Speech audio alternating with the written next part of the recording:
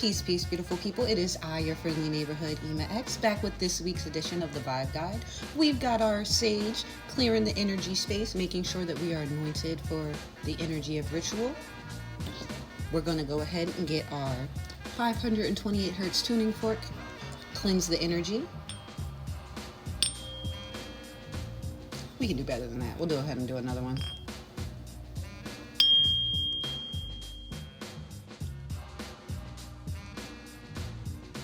And let that be a lesson. If at first you don't succeed, dust yourself off and try again.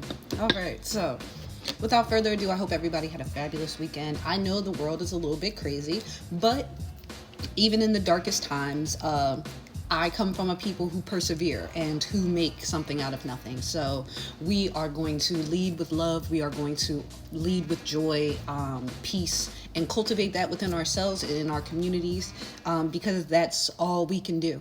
So without further ado, we're going to go ahead and get into our Spirit Animal Oracle deck. Most High, as we step into this week, amidst all of the drama and turmoil that is going on, what messages do you have to guide people, to comfort people, to ease their hearts and minds? All right, we'll go ahead and do one more shuffle. Oh.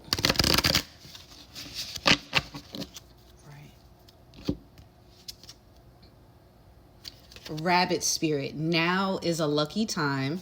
Okay, let's get a clarifier for that.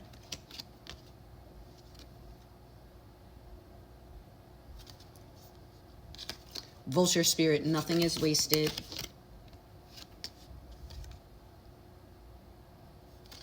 And Skunk Spirit, know your worth. Okay. So for Rabbit Spirit, now is a lucky time. Rabbits are all about abundance in terms of how they procreate.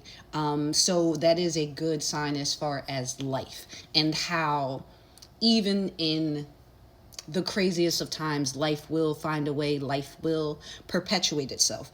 Also, rabbits have within our cultural context, have that kind of Bugs Bunny, kind of trickster energy associated with them. So it's like the message that even though it may seem a certain way,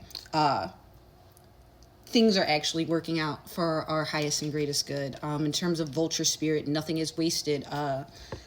There's something to be said for the cycle of life and the fact that, okay, humans have a really interesting relationship with death in that we know that it is an inevitable point on everybody's timeline, but people think or treat it and react to it as if it is an optional thing that only happens under tragic circumstances.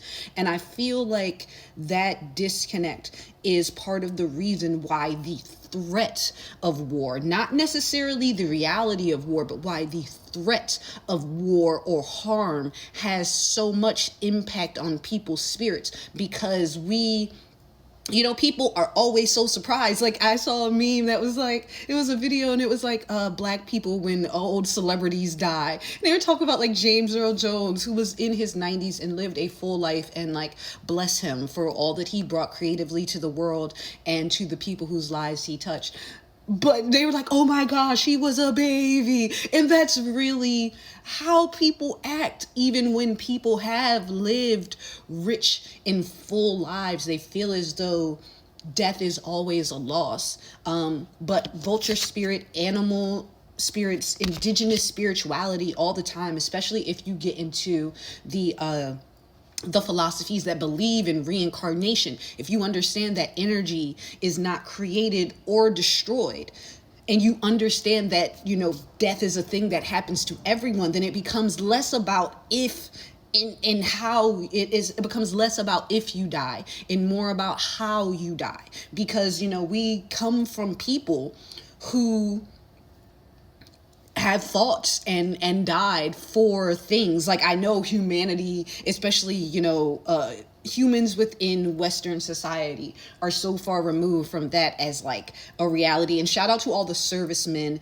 and women who have fought and died for this country, because that reality is much more real to them than it is to other people. That like there are some things in this world worth dying for, and that is so unfathomable to people. And I get it, because it's I didn't even want to necessarily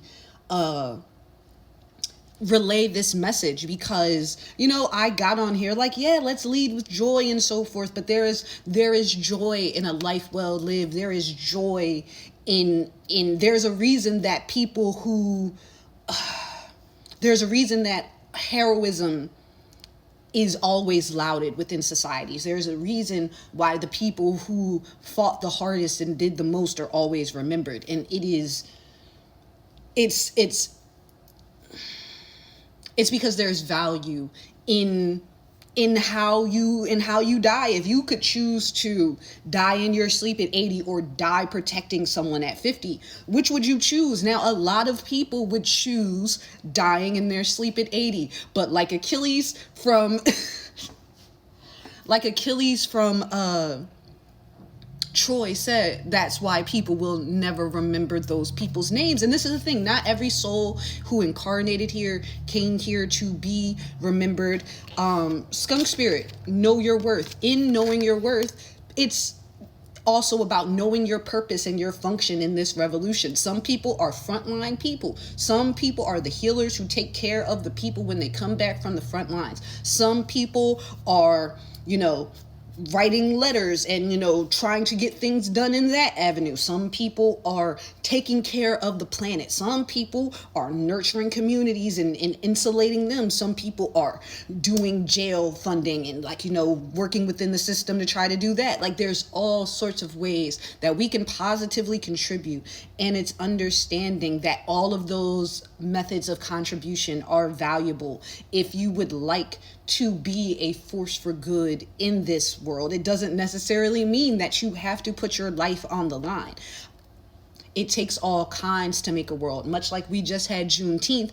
And as much as we celebrate the people who lived and survived, we also celebrate the people who said, nah, F this, and jumped overboard or rebelled. And even if they lost their lives, that was self-determination. That was a choice that they choose to make it. So we all have choice. We all have free will within this space-time continuum, within this reality. I only have time to do one more pull. So I'm going to do the Moonology manifestations deck, because I feel like we need a little manifestation wisdom guided by the energy of the moon, which has to do with our emotions, which has to do with home, which has to do with family, which has to do with comfort. And since we are in Cancer season, it is very apt. So messages to close out.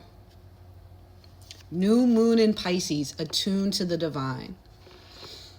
And that's really the number one thing that we can do.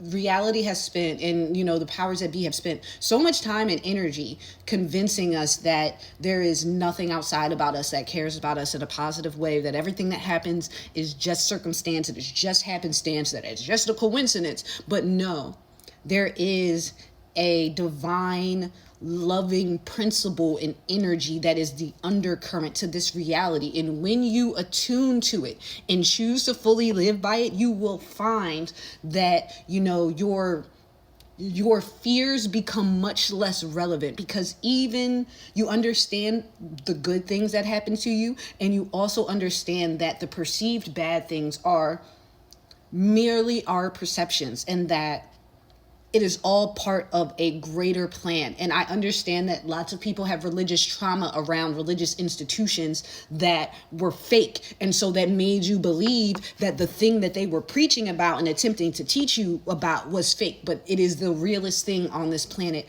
And I am very much looking forward to it. And I have much more tangible evidence of my own personal journey to be able to share with everyone, to be able to reinforce positively this principle, because the divine is real. That's why I get on here and I do these messages, even though my last one only got 2 views.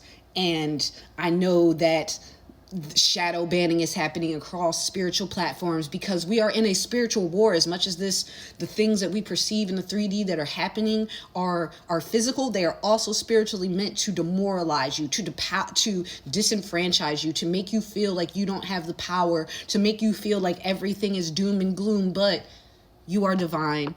The divine is with us, and everything is working out for our highest and greatest good, even if we cannot perceive it. So be blessed, be well, be naturally you, and I'll see y'all.